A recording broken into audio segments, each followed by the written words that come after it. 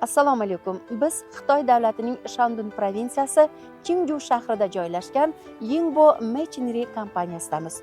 Ushbu kompaniya parrandachilikni rivojlantirishga ixtisoslashgan parranda boqish tarmoqlarining eng so'nggi avlodini ishlab chiqaradi.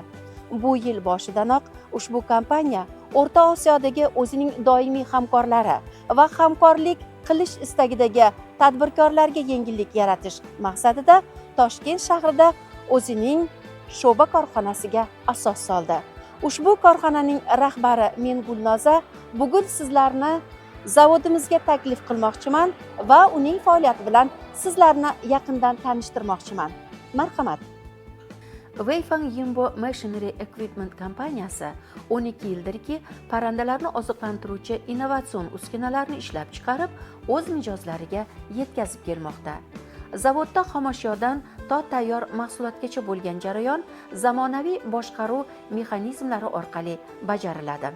So'ngra barcha uskunalarning parrandalar uchun xavfsizligini tekshirish maqsadida zavod laboratoriyasiga yuboriladi.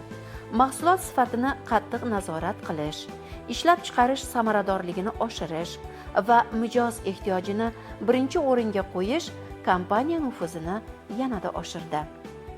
Ayni damda biz zavodimizda ishlab chiqarilgan mahsulotlarning ko'rgazma zalidamiz.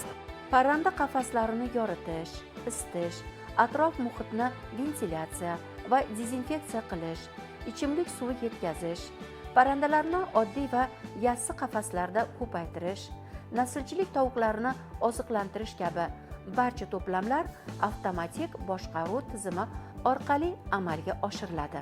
Doimo sifatni asos qilib, innovatsiya uchun kurashib kelayotgan kompaniya professional jamoani o'z bag'riga oldi. Sotuvdan keyingi xizmat ko'rsatishgacha mijoz talabini birinchi o'ringa qo'ygan Yingbo kompaniyasi savdo maydonida butun dunyo bo'ylab 20 dan ortiq mamlakatlar va mintaqalarni qamrab oldi.